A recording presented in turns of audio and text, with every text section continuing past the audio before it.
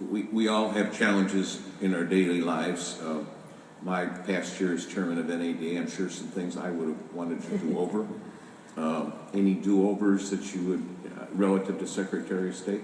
Oh, sure. I mean, you know, you make these choices based on imperfect information, and you make them to, as we say, the best of your ability, but that doesn't mean that there's not going to be unforeseen consequences, unpredictable twists and turns.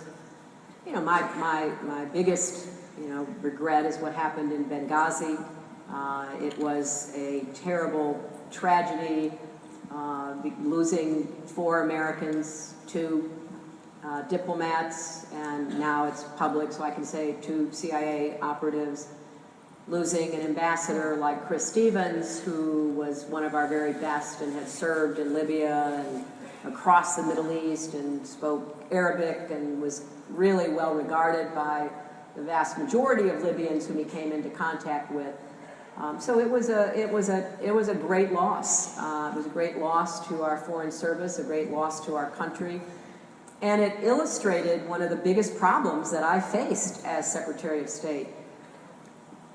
We have a lot of dangerous locations where we send not our military, but our civilians. And they go in, they have language skills often, they try to assess what's going on in the area, but they are vulnerable. And there were about, 20 or 30 sites around the world that we watched constantly.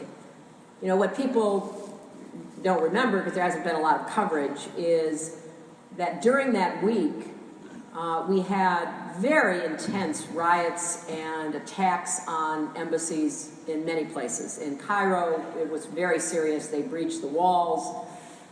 In Tunisia, I literally had to call and just demand that the president of Tunisia send Presidential Guard to protect our embassy from, several thousand, demonstrator, terrorist, mixed group. So we were constantly trying to assess, what do we do? Because if the United States pulls out of places, which sometimes we have to do, what are we leaving behind? And we not only are leaving behind sort of the diplomatic, experts that connect with people, but very often we're leaving behind intelligence platforms because, as you probably surmised from what happened in Benghazi, we had a very small outpost there. The CIA had a very big, well-defensed one. 2 of our people died at the outpost. 2 died on the roof of the CIA annex. So, it's a constant balancing, and I had to do that all the time, and obviously it was a great personal loss to me since I sent Chris Stevens to Libya the first time.